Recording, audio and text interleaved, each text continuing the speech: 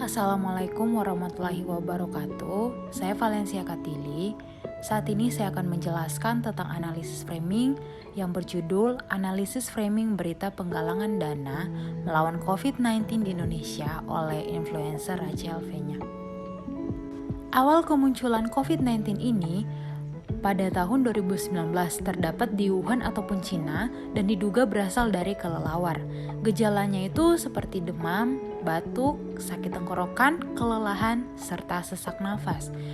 Dan pada tahun 2020 penyebaran COVID-19 ini sangat cepat ke negara-negara lain terutama di Indonesia.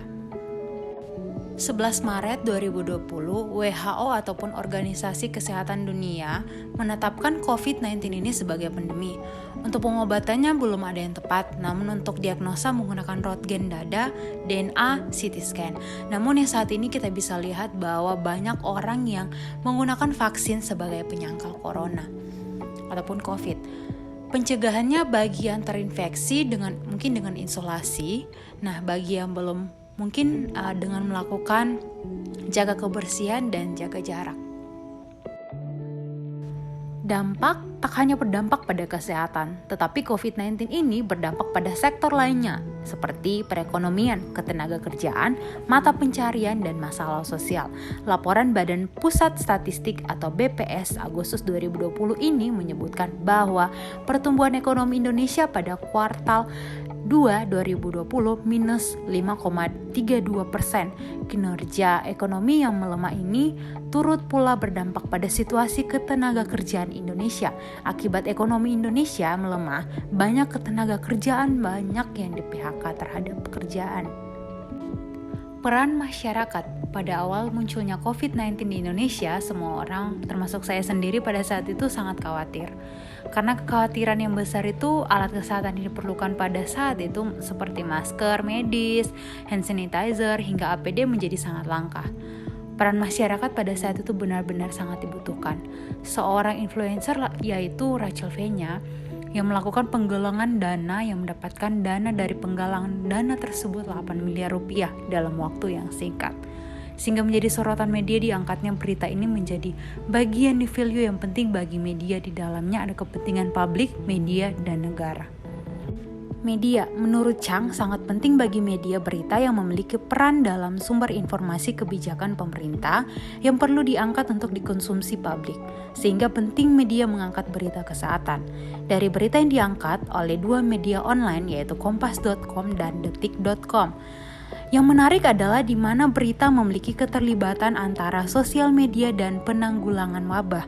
Selain itu dapat juga meningkatkan penjualan dengan adanya pemberitaan peristiwa yang menarik. Ini menjadi new value yang tinggi bagi kedua media tersebut, dikarenakan mengkaitkan kebijakan pemerintah dan kepentingan publik. Kompas.com dan detik.com seringkali diidentifikasi sebagai media yang cenderung berpihak pada pemerintah. Pemberitaan penggalangan dana yang dilakukan oleh Rachel Fenya ini dinilai sebagai pengalihan isu yang dimana saat itu adanya isu kelangkaan APD yang dinilai menjadi kinerja pemerintah yang negatif.